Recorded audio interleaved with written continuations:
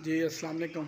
Soni sweet blog भाई ना, आज मैं जा रहा हूँ जुम्मा पढ़ने और इंशाल्लाह आपको कारी साहब की तकरीर सुनाऊँगा करके। कारी साहब की तकरीर आपने सुननी है सारे भाइयों ने, ठीक है भाई। बड़ी अच्छी तकरीर करते हैं कारी साहब। अब मैं जुम्मे का टाइम है, अब मैं जा रहा हूँ, ठीक है, ओके। भी है और हजरत फातिमा ज़हरा रज़ी अल्लाह ताला अन्हा का शौहर भी है, हुजूर का दामाद भी है, मुसलमानों का चौथा खलीफा भी है। अल्लाह ताला ने ये एजाज अता फरमाया कि आप दुनिया में आए, किसी आम जगह पर आपकी विलादत नहीं हुई, काबतुल्लाह के अंदर हुई है। इख्तिलाफ करना हमारा एक शेवा बन चुका है, हर चीज में नुक्स निकालना, इस पर भी लोग इख्तिलाफ करते थे। बहुत सारी चीजें ऐसी हैं जिसमें कीड़े निकाले जाते हैं। हालांकि हालात जो इस दौर में जिस और फितन दौर में हम जिंदगी गुजार रहे हैं, अगर इन हालात में किसी को नमाज पढ़ने की अल्लाह तौफीक अता फरमा दे, उस पर भी उसको शुक्र अदा करना चाहिए। किसी को अजान पढ़ना नसीब हो जाए, उस पर भी अल्लाह का शुक्र अदा करना चाहिए। अगर किसी को अल्लाह ये तौफीक अता फरमा दे कि वो अल्लाह के घर में आकर तकबीर उला के साथ बाजमात नमाज अदा कर रहा है, उस पर भी उसको अल्लाह का शुक्र अदा करना चाहिए। चीजें कि हम इस खोज में लग जाएं, फतवे लगा दिए जाए कि तेरी नमाज अल्लाह की बारगाह में कबूल ही कोई नहीं है। मैं और आप कौन होते हैं ये फैसला करने वाले? इंसान की नमाज पढ़ने की कैफियत, इबादत करने की कैफियत अल्लाह बेहतर जानते हैं। बहरहाल अगर अल्लाह ताला इस दौर में मुझे और आपको कोई अच्छा काम करने की तौफीक अता फरमा दे, कोई नेक अमल करने की तौफीक अता फरमा दे, इस पर अल्लाह का शुक्र अदा करना चाहिए। हजरत शेर खुदा रज़ी अल्लाह तआला की विलादत बासादत खाना काबा के अंदर हुई, इस पर उलमा का इत्तफाक है। इख्तिलाफ करने वाले करें, हमें उनसे कोई गरज नहीं है। और आपकी विलादत बासादत के बाद आम हालात में सबसे पहले जो मामला होता है वो नाम रखने का होता है, उठी देने का होता है। हजरत शेर खुदा इस लिहाज से भी बड़े खुशकिस्मत हैं कि विलादत बासादत के बाद आपने आंखें खोली तो ये एजाज भी अली को हासिल है कि निगाह अली की थी, चेहरा मुस्तफा का था। यानी विलादत बासादत के बाद हुजूर की गोद में आए, हुजूर के हाथों में आए। अल्लाह के प्यारे हबीब सल्लल्लाहु अलैहि वसल्लम ने हजरत अली के कान में अजान दी, लुआबे दहन निकालकर आपको गुट्ठी दी और अली को पहला गुस्ल रहमत कायनात सल्लल्लाहु अलैहि वसल्लम ने दिया। और अली ने आंख खोली तो किसी और चीज को नहीं देखा, सबसे पहले चेहरा मुस्तफा को देखा। ये एजाजात हैं अल्लाह ने अता फरमाए हैं। 6 साल की उम्र है, 7 साल की उम्र है, 9 साल की उम्र है, उम्र में इख्तिलाफ है, लेकिन बच्चों में सबसे पहला जिसने कलमा पढ़ा वो हजरत शेर खुदा रज़ी अल्लाह तआला अन्हु की जात अक़दस है। कुरान पाक की जब आयत नाज़िल हुई तो वअंज़िर अशीरतकल अक़रबीन, अल्लाह ने फरमाया महबूब को अपनी उम्मत को, अपने रिश्तेदारों को डराओ। तबलीग का काम घर वालों से शुरू करें, दावत का काम घर वालों से शुरू करें। तो इमामुल अंबिया सल्लल्लाहु अलैहि वसल्लम ने अपने रिश्तेदारों को बुलाया, खाने का इंतजाम किया और कम उम्र में इस दावत का जो मुंतजिम थे वो हज़रत शेर खुदा रज़ी अल्लाह तआला अन्हु की जात थी। जैसे प्लेटें रखी जाती है, सालन दिया जाता है, ये सारे इंतजामात में हज़रत शेर खुदा हुजूर के साथ थे। खाना खाने के बाद इमामुल अंबिया सल्लल्लाहु अलैहि वसल्लम ने वहां पर दावत दी, कुलू ला इलाहा इल्लल्लाह मुहम्मदुर रसूलुल्लाह तुफलिहून, कि ये कलमा पढ़ लो तुम कामयाब हो जाओगे। तुम्हें बुलाने का मकसद यही था। कौन है जो इस दावत में मेरे साथ चले, मुश्किलात में मेरे साथ चले, इन मसाइब में मेरे साथ चले। मेरे नबी ने ऐलान फरमाया, सारे बैठे रहे और उस वक्त जिसने खड़े होकर यह ऐलान किया और कहा कि हर हालात में, हर हाल में अली आपके साथ है, तो ये ऐलान करने वाला शेर खुदा रज़ी अल्लाह तआला अन्हु की जात थी। उस वक्त जबकि आप कम उम्री में हैं, तो हज़रत शेर खुदा रज़ी अल्लाह तआला अन्हु की बड़ी खिदमत है इस्लाम के लिए। हिजरत की रात जब हुजूर रहमत कायनात सल्लल्लाहु अलैहि वसल्लम हिजरत फरमाकर मदीना तैयबा पाक जाने लगे, आपने हज़रत अली को बुलाया और जो अमानतें हुजूर के पास थी, अब अंदाजा करें इमामुल अंबिया सल्लल्लाहु अलैहि वसल्लम की सदाकत का, आपकी अमानत का। चाहे कि लोग आपका कलमा नहीं पढ़ते थे, आपको मानते नहीं थे, लेकिन ये कहते जरूर थे कि अगर पूरे मक्के में अगर सच्चा है तो वो भी मोहम्मद है, अगर कोई अमानत रखने वाला अमानत में इजहार नहीं करता है वो भी मोहम्मद रसूलुल्लाह सल्लल्लाहु अलैहि वसल्लम की जात है।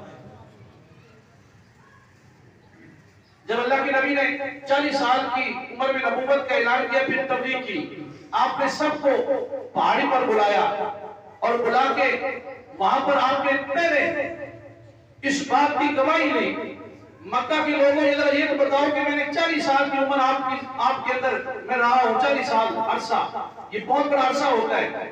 40 साल के अरसे में तुम लोगों ने मुझे कैसे पाया? अपने भी थे, बेगाने भी थे, रिश्तेदार भी थे। पूरे मक्के वालों ने कहा, मोहम्मद हमने आपको सच्चा भी पाया, अमीर भी पाया। 40 साल की उम्र में आज तक हमने आपकी जुबान से झूठ नहीं सुना।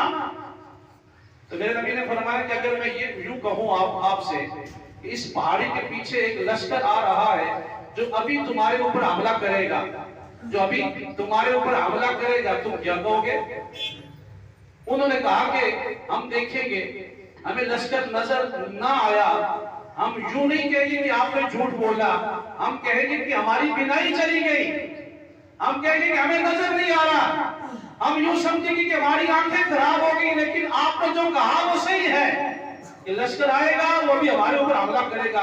इतना यकीन था उनको इमामुल अंबिया सल्लल्लाहु अलैहि वसल्लम की जात पे। जब हुजूर ने फरमाया कि जब इतना यकीन है कि 40 साल के अरसे में मैंने आज तक झूठ नहीं बोला, तो फिर सुनो, ला इलाहा इल्लल्लाह जो तुमने जो खुदा बनाए हुए हैं ना, ये कोई फायदा नहीं देंगे। मैं अल्लाह का नबी हूं, अल्लाह के अलावा कोई इबादत के लायक नहीं, कलमा पढ़ लो, मुसलमान हो जाओ। अब ये वो जरब थी जो मेरे नबी ने लगाई, अपने बिगाने सब दुश्मन हो गए। और सबसे पहले अल्लाह के नबी की तरफ पत्थर फेंकने वाला आपका सगा चाचा अबू लहब था, और जिसकी मुजम्मत अल्लाह ने कुरान पाक में फरमाई, तब्बत यदा अबी लहब व तब, अबी लहब के हाथ तबाह बर्बाद हो जाएं, जिसने हाथ से पत्थर उठाकर हुजूर की तरफ फेंका है। तो इस तबलीग के बाद फिर एक मंजर अजीब था, अपने जो जान देते थे वो भी दुश्मन हो गए। इन हालात में मौला कायनात रज़ी अल्लाह तआला अन्हु बचपन की हालत में हुजूर के साथ रहे, और हिजरत की रात हुजूर ने हजरत अली को बुलाया, फरमाया कि ये अमानतें आपके हवाले, आज की रात तुमने मेरे बिस्तर पे सोना है, और फिर अमानतें देकर फिर तुमने यहां से आना है, फिर मकाम कुबा पर मैं मोहम्मद तुम्हारा इंतजार करूंगा।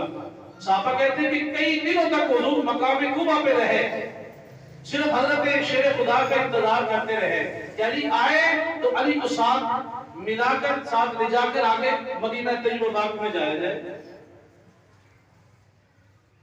तो हजरत अली शेर खुदा रज़ी अल्लाह तआला खुशकिस्मत हैं कि अमानतें हुजूर ने हजरत अली को दी और बिस्तर भी हजरत अली को दिया, और हजरत अली रज़ी अल्लाह तआला अन्हु ने अमानतें भी दी, रात को सोए भी, सुबह उठकर अमानतें भी दी। फिर सफर तय किया, सफर तय करने के बाद हुजूर के पास पहुंचे। बाद में किसी ने पूछा, अली बताओ जिंदगी में सबसे ज्यादा नींद कब आई हो? इंसान को सबसे ज्यादा कब नींद आती है? अली तू बता कि तुझे सबसे ज्यादा अच्छी नींद कब आई? तो हजरत मौला कायनात रज़ी अल्लाह तआला अन्हु ने फरमाया कि सारी जिंदगी मुझे इतनी अच्छी नींद नहीं आई जितनी अच्छी नींद हिजरत की रात हुजूर के बिस्तर पर अली को आई थी। बिस्तर हुजूर का और चेहरा मुबारक पे चादर, वो जो हुजूर सल्लल्लाहु अलैहि वसल्लम ने हजरत मौला कायनात को अता फरमाई, वो चादर जो हुजूर के चेहरे पे आती है, आज हजरत अली के चेहरे पे आ गई है। नींद तो आ रही थी, लेकिन तस्वीर का दूसरा रुख ये है कि बाहर 100 लोग ऐसे थे जिनके हाथों में तलवारें थी, जो आज इस गरज से आए थे कि सुबह जब हुजूर नमाज के लिए उठेंगे हम हुजूर को शहीद करेंगे। तो हजरत अली को पता था कि बाहर 100 बंदों के हाथों में तलवार है और हुजूर सल्लल्लाहु अलैहि वसल्लम मोहम्मद समझकर वो मुझे भी कहीं जर कर लगा ले, या हुजूर चले गए कि वो गुस्से में मुझे भी शहीद कर दे। तो जब मौत सर पे हो तो नींद इंसान कैसे आती है? क्यों जी, बड़ी मुश्किल हालात थे। तो हजरत अली ने फरमाया कि मुझे सबसे ज्यादा नींद अच्छी जो है वो हुजूर के बिस्तर पे आई और हिजरत की रात आई और उस चादर मुबारक को अपने चेहरे पे लेकर आई जो हुजूर सल्लल्लाहु अलैहि वसल्लम के चेहरे पे चादर आती थी। कहा कि अली भाई तो 100 बंदों के हाथों में तलवार थी, मौत सर पे थी, फिर आपको नींद कैसे आ गई? मौला कायनात का जवाब बड़ा खूबसूरत और बड़ा आला किस्म का।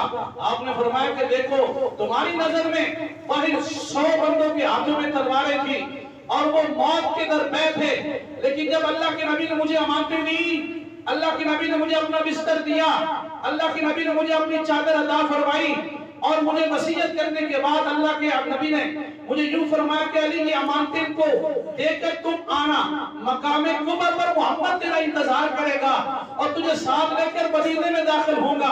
मौला अली कहते हैं जब मैंने ये अल्फाज सुने कि अल्लाह के नबी ने फरमाया कि अली मकामे कुबा पर तेरा इंतजार करूंगा, अली कहते हैं कि फिर मुझे यकीन हो चुका था कि आज की रात में सोऊंगा, आज की रात सोने के बाद फिर मैं उठूंगा, उठने के बाद फिर अमानतें भी दूंगा, फिर सारा रास्ता तय भी करूंगा। अगर मेरे मुकद्दर में मौत भी लिखी हुई होगी तो अल्लाह इन हालात में मुझे मौत नहीं देगा। क्यों? इसलिए कि अल्लाह के नबी ने फरमाया कि अली मकाम कुबा पर मोहम्मद तेरा इंतजार करेगा। सुभान अल्लाह।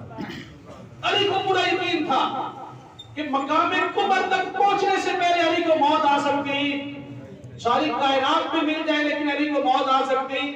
इसलिए हुजूर ने फरमाया कि मकाम कुबा पर तेरा इंतजार करूंगा। हज़रत अली कहते हैं कि फिर मैं अमानतें देने के बाद जब मैं मकाम कुबा पर कई दिनों का सफर तय करने के बाद जब मैं वहां पे पहुंचा ना, हुजूर तशरीफ फरमा थे। हुजूर तशरीफ, हज़रत अली वो हैं जिनको कभी किसी मैदान में शिकस्त नहीं हुई, यानी सबसे पहले किसी काफिर को अगर वासिल जहन्नम किया है तो वो हज़रत अली ने किया है। ग़ज़वा बदर जो इस्लाम की पहले तारीख है, ग़ज़वा बदर हुआ और उसमें 19 साल का हज़रत अली की उम्र है और इनमें जो वलीद बिन उतबा था, शैबा था, जो काफिर हज़रत अली के मुकाबले में आया और हज़रत अली ने एक ही वार में उसको वासिल जहन्नम कर दिया।